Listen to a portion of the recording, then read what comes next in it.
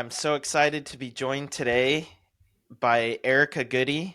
She is a mom, an accounting firm owner for consultants, and she is also a huge advocate of the accounting profession on LinkedIn. She's ex Big Four, or not ex Big Four. She previously worked at Big Four and has experience at Walgreens as well. And I'm so excited to be joined today by Erica. So thank you, Erica, for being here. Yeah, thanks so much for having me. This is going to be great.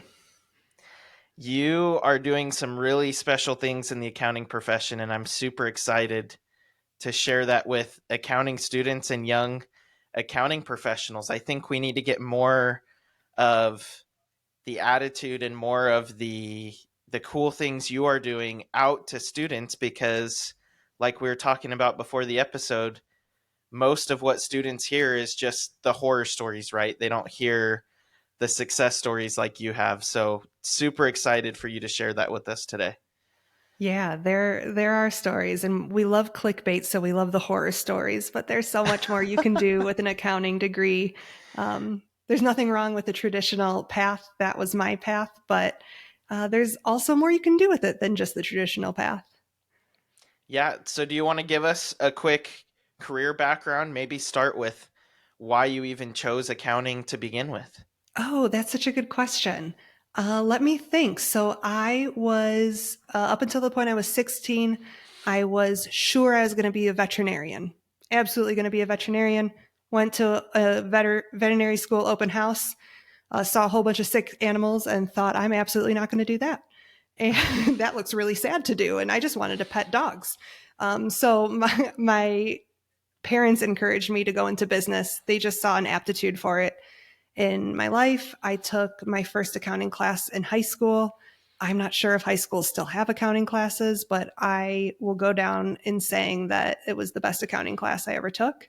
It was the most true basic accounting knowledge that I attained even into college. And it was easy for me. I enjoyed it. It had rules. It was in balance. And I started going forward with that. I went to the University of Illinois, which is a great accounting program then and still. And I actually majored in finance. I actually didn't want to go into accounting as a major. I wanted to go into finance. I was really committed to that. But I have an older sister who was in the accounting program, and she really encouraged me to get a degree in accounting. She said, if you have an accounting degree, you can do whatever you want after that. But that's such a good base to understand everything else. And I was still so committed to my finance degree. I wound up switching to accounting, but then used my 150 hours to get a second degree in finance. And so I wound up graduating there with two bachelor's degree, one in accounting and one in finance. And I was really, in retrospect, and even at the time, so grateful that my sister gave me that guidance to go into accounting because she was absolutely right that it was such a good foundation for everything else in business. There's a lot of accountants who understand finance and business. There are not a lot of business people who understand accounting. And I think what I found in my career later on is that I was somebody who understands both is a unicorn, and they can speak in meetings like nobody else can because they understand the business decisions and how they're going to impact the P&L, because at the end of the day, that's truly what businesses care about, especially public companies. They care what their stockholders are going to see. And if you can speak to that, that makes the world of a difference. So anyways, I went out of school and very much into a traditional path, started at KPMG in the audit function, and I spent about 2.5 years there. Got a whole bunch of experience that I'm grateful for. I also got a husband out of it, and that's still going well for me too. He was also in KPMG and audit, and we both lasted there up until we made senior. And pretty much after that, both went into corporate. So from there, I went to corporate headquarters of Walgreens and spent the rest of my corporate career bouncing around accounting roles, finance roles, FP&A roles, and just really moving quickly upwards in my career at what now looks to me like a breakneck pace, and it was very fast and furious. I probably spent 6 or 7 years there and got to the point in my life where we were having babies. And it is very hard. It was very hard for me to be a mom and have a really high intense job, to have two parents that were in really fast paced jobs that required a lot of their attention. It was very difficult to feel like I was being the mom I wanted to be at that point. And eventually, when, let's see, our kids were 5 and 1, I eventually opted to leave the corporate workforce. And I went home and I was, as I say, quote, just mom. If you're not a mom or a dad listening to this, that sounds like just words, but man, it is hard work being just a mom or just a dad. But I really thought it was honestly easier than being a mom and a full-time director of finance at a Fortune 50 company. And so I spent a couple years being, quote, just mom, and really enjoyed it. But honestly, after 2 years, I desperately missed accounting and accounting work. Didn't necessarily miss the corporate structure, but I really missed doing accounting work. So from there, I accidentally started my own business, and the rest is history. Accidentally started your own business. I don't I don't know if those accidents happen or maybe they're just fate, but wow, what a resume. And so quick question, so just on some of the things you said, when you made that jump from KPMG to Walgreens, how did you do that and what was that transition from public accounting to um, industry accounting like? Yeah, that's a good question. And you're really harking back my memory here because I'm older than I'd like to admit. That was many years ago. But I had you, at least myself and some people I knew, you get to a point where you're like, am I going to keep doing this in public? Public is really good exposure. I always say it's accounting boot camp. I learned so much in it. Um, but it's a lifestyle, and it's a lifestyle you have to decide you want. And when you decide you're done with it, then that's okay too. And so I was just getting to the point where I wasn't sure I wanted to keep doing busy seasons, especially as we were recently married and I wanted to just enjoy life. And I had a manager from KPMG who had left and went to Walgreens, and she was actually the one who recruited me out of KPMG and into her department at Walgreens. And I went over there as a fixed assets accountant, which was one of my focus areas on the audit team. So I was very big into fixed assets and, gosh, inventory counts. But yeah, I went into fixed assets, which you can imagine in Walgreens with, at the time, 8,000 locations, had a lot of fixed assets to manage. Oh my goodness. And that's the beauty of some of those bigger firms, right? Is the ability to have a powerful network when you do want to move or, even years and years later down in your career. So that's awesome. Thank you for sharing that. Yeah, absolutely. So getting into how you accidentally started your business, do you want to get into how you started your firm and then, maybe share with us exactly what you do at your firm? Because my experience in school has been that they don't talk about what the small firms are doing in school. You only mention public accounting, right? Like Right. CAS, CFO services, even a lot of tax stuff is never even talked about in school. So, what exactly do you do at your firm, and how did you accidentally start your firm? Yeah, absolutely. So, what I do now is I am a fractional CFO, and I support consultants and small agency owners. So, my clients tend to they tend to be consultants, and maybe they have employees who work for them, but they tend to be under $2 million in revenue. And they usually do they always do professional service. Like, they might be an IT support consultant, they might be an HR consultant, marketing, anything that's really B2B. and professional service oriented is who I tend to attract and like working with.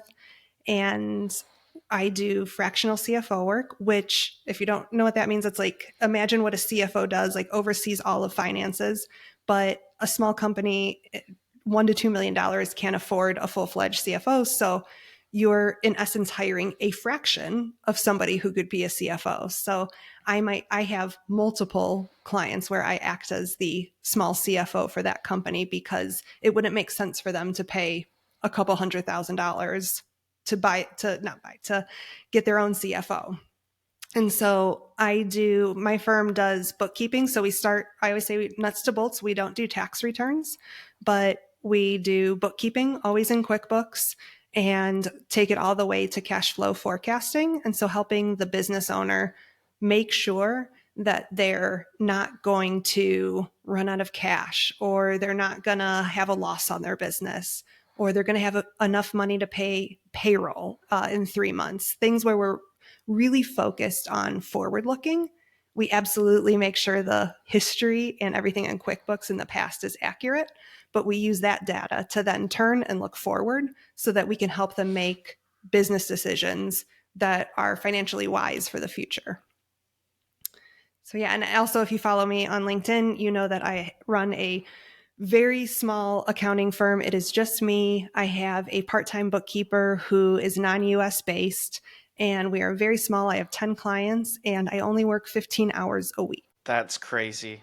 And you're making an incredible amount of money in those 15 hours, which is just, that's crazy. So how does that work, and how did you get to that point? Like when you first started doing this, obviously you were a full-time mom and you decided you wanted to have a fraction of your life come back to accounting, right? So Yeah. did you kind of slowly get in, like one client at a time? How did it all start? Yeah, you're absolutely right. It was a slow creep. I got my first client because my daughter was in a taekwondo class, and after sitting there week after week, I just was watching the teacher, the owner of the business, just interact with these kids, and she was just had this personality that was kind of contagious. And one day, kind of on a whim, I said to her, and this I had no clients at this point. I just said to her, "Hey, if you ever need help with your accounting, let me know. I do that." And she didn't know what I had done in my past. She just knew that I was offering accounting. And she goes, "Oh, great. When can you meet?" And I was like, "Oh, I didn't expect her to just jump on." And literally, that was my first client. We met, she hired me. I charged $50 an hour to do her QuickBooks. I had never seen, yes, I don't charge $50 an hour now. This was how I started and learned, and everybody starts somewhere. But I had never seen QuickBooks before. And I had never seen QuickBooks even before I offered to help her. And so as soon as she said yes, I thought, oh, geez, I've got to go know what QuickBooks looks like. Everybody talks about it, but I've never actually been inside of it. And so I quickly trained myself on QuickBooks, and so grateful that they have such good training programs on it within their software. But she was my first client, and I didn't tell anybody that I had started this side gig because our kids were still really little, and I was still committed to being home with them. And so my promise to myself was always, I'm only going to work when the kids are out of the house at school. And I think at that time we had, our littlest was a 3-year-old. And if you've never had kids, 3-year-olds barely go to school. They are barely out of the house. So that meant I could barely work. So I started off working 2 hours a week. And I stayed to my commitment that my business was only going to grow as fast as my kids grew. And I didn't advertise. I didn't do any marketing. I didn't tell anybody I was running this side accounting business because I literally couldn't take on more clients because my kids were still in need of mom a lot of the day. And as they grew up, as they went to preschool and kindergarten, and then finally full day first grade, then I started marketing and slowly adding clients in as much capacity as them being out of the house would allow. And so now today my kids are 12 and 8, and they are in school full time.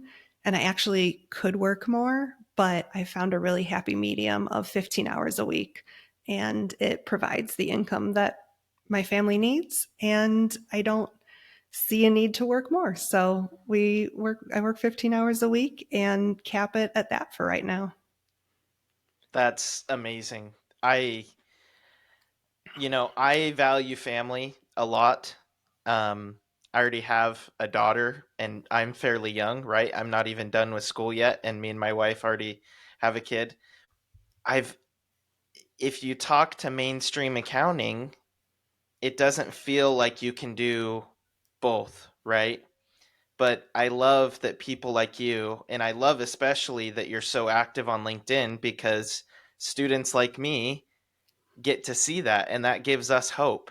So, how do you feel about the future of accounting and for students or, very young CPAs?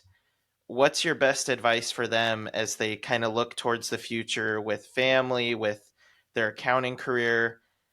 You kind of stumbled into starting your own firm by accident, but if people wanted to purposefully set out to have that balance, what kind of recommendations do you have? Yeah, I think my first recommendation would be to stop listening to the horror story noise. Turn it off wherever you're hearing it. Unfollow those people. Stop listening to those podcasts. Whoever's promoting the horror stories, stop. Like they're out there. It serves you no good to get in a death spiral of accounting. There are bad stories. There are also a lot of really good stories and really good people on the internet, on LinkedIn, on podcasts saying really good things about the profession. So turn up that noise and turn off the negative noise and know that there are so many options for you. And if you do want to go a route that is entrepreneurial, if you want to break out on your own and hang your own shingle, there are coaches and communities who will support you in doing that.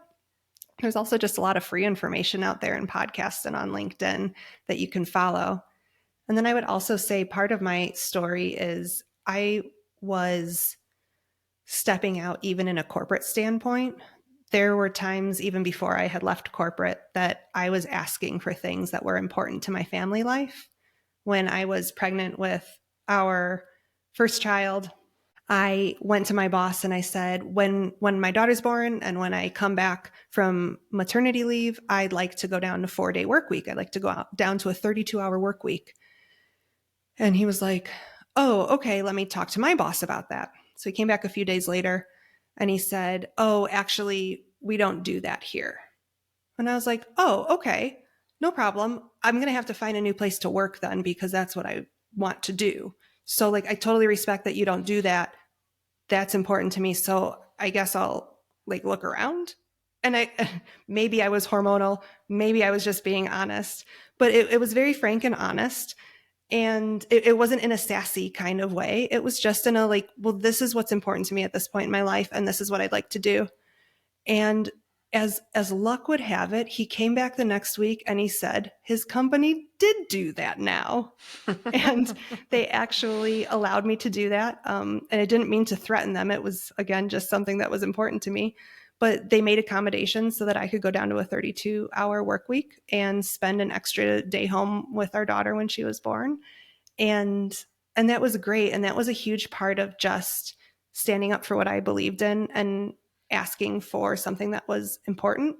And so I think there's just encouragement there that whether you're in corporate or you want to go out on your own, because going out on your own is not for everybody.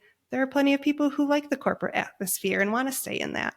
But I would just say don't be afraid to speak up for what's important to you and what you want. You might be surprised at what you're able to negotiate or what your employers are able to accommodate for you. I love that. I kind of grew up in a, blue collar type family where, you just say yes to everything, right? If work asks you to come in 7 days a week, you do it, and you stay later than everybody else and you come in earlier than everybody else. But I love your example of also standing up for what you believe in and what matters to you. And that doesn't mean that you don't perform the very best to your ability when you are working, because the reason that they were able to make those accommodations for you is because they needed you that bad that they were willing to make the changes needed. So if you show your value and you put in the work when you have those times that you need to stand up for what you believe in, I think it's going to matter a whole lot more because you've proven your worth to them. So I love that. Absolutely. That's a huge compliment to you to what you were able to accomplish there as well if they need if they needed you that much. Well, thanks. And to be honest, if you're a student in accounting or you're just starting off, you know that the supply of accountants is dwindling. You not in a shady kind of way, but you have the upper hand. There are far less accountants and there is a need. And yes, I think the industry will adjust to that in different ways. But if you want an American based CPA or accountant for your company, the supply is going to be limited. If they want you, they want you. You should have some negotiating upper hand in that situation. Yep. We we need to remember that, and I don't feel that most accounting students even know that. I've been surprised in some of my accounting classes.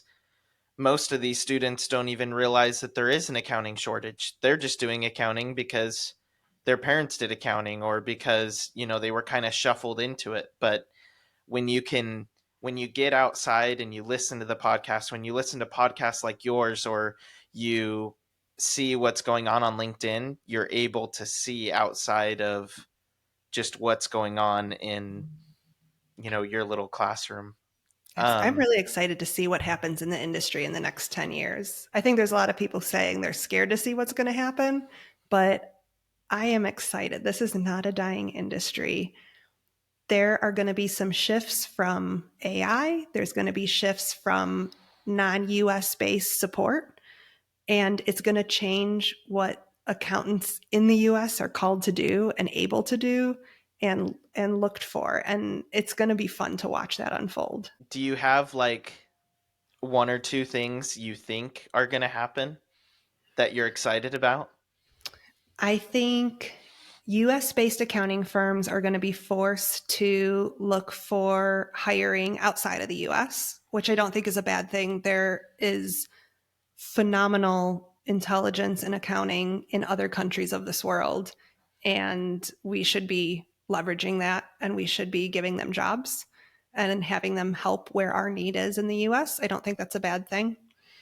And I think I don't know. I'm not going to speculate on what AI is going to do, but I think AI has the opportunity to free up accountants' time.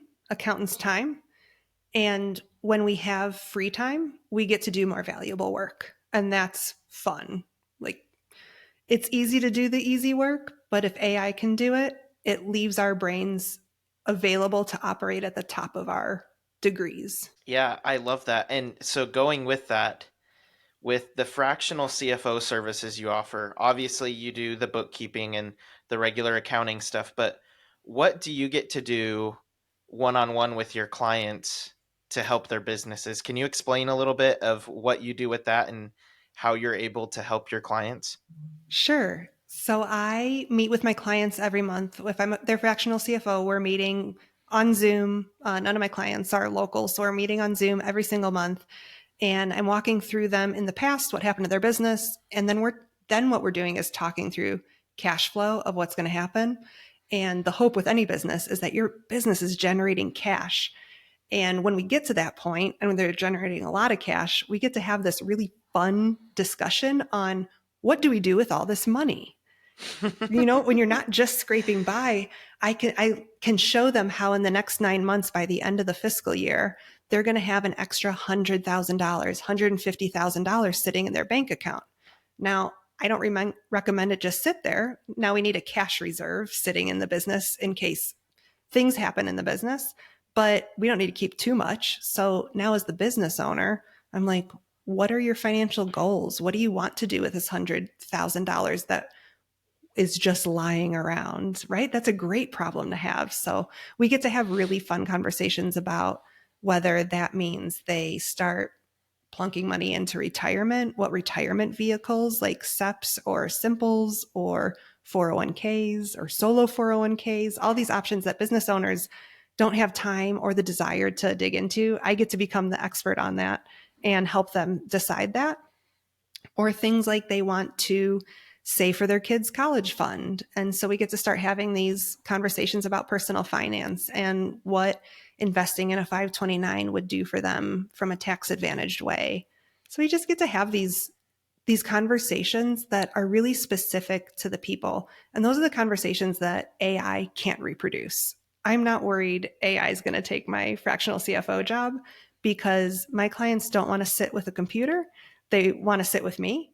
They don't care if a computer does their bookkeeping, but they want to sit with me and think through what all of their options are and to have an actual human talk through it, because money is a funny thing in America. I don't know how other countries are, but we get real funny when we start talking about money or we don't talk about money. And so most of these business owners don't have anybody to talk about money with. And most of the time, I'm the only person that they're talking about money. Maybe their spouse as well, hopefully their spouse, but even sometimes that can be a strained conversation. And so once a month, they have this opportunity to really lay out their thoughts without judgment, to get actual expert advice back, not just Googling the answer, because you never know if that's still the rule or if that applies to you. And so you get a real human and a real conversation with somebody who feels like they really have your best interest at heart. Well, and I'm assuming that's your favorite part of what you do as well, right? Being It able to is. make a real difference in their life. I mean, I really like doing debits and credits, honestly, but yes, also meeting with my clients. It's like a tie for first. I love it. And so when I started to see this side of accounting, it completely blew my mind because, for the longest time in class, it's just debits and credits, just spreadsheets, just doing the audit, just tax. And when you can see this people side of accounting, how exciting is that? That you get to take your technical and financial knowledge, you get to distill it down into words and phrases that your clients are going to understand because they don't understand balance sheets and statement of cash flows and all of that stuff Right. like we do. And you get to distill it down in a way that they can understand it and then help them better their business. That to me gets so excited to be a CPA someday. And I don't feel like enough students see that that's what the end of this can all be. Absolutely. And I think I don't regret my corporate experience. Like the FP&A experience I got at a Fortune 50 company was integral into what I do now. But to your point, I didn't know they needed it. Like I didn't know businesses needed the same work. A $500,000 business needed the same skill as a 50, a Fortune 50 company or a $2 billion business line. I used to do FP&A for a $2 billion subset of the business. And it wasn't until actually the pandemic hit that I realized small businesses needed that too, because they needed to project out their cash flows to see if they were going to hit bankruptcy during the pandemic when everything was up in the air. And if you were a brick and mortar, people weren't coming to you. And it was just a mess. And it was at that point that I realized, oh, I can take everything I've learned up to my career and apply it at a much smaller scale. And it actually means way more to the person than a random shareholder who probably isn't going to look at this report. I love that. I love that so much. So one final question for you here. What would be your biggest piece of advice to up and coming accountants then? Do you recommend that they all go Big Four and then get industry experience? Are there ways people can start out at small firms? With everything coming and changing here in the profession, what would be maybe your biggest piece of advice for for young CPAs? I do think that the bigger the firm you start at, the more training and exposure you'll get versus maybe a small local firm. I think there's a lot of good mid-size firms that would fall into that bucket as well. And we don't always like that answer because I'm like, well, I don't want to go into the big four and I don't want to go into a big firm. I get it. I only know my path. And I do know that I received a really good set of training while I was there. I also know that having a bigger name allows you to have a resume builder. If that stuff is important to you, then that's the path you want to go.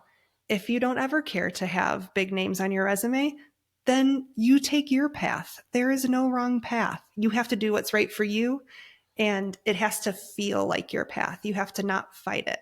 I never fought going Big Four. I never fought going Fortune 50. Those all felt very natural to me.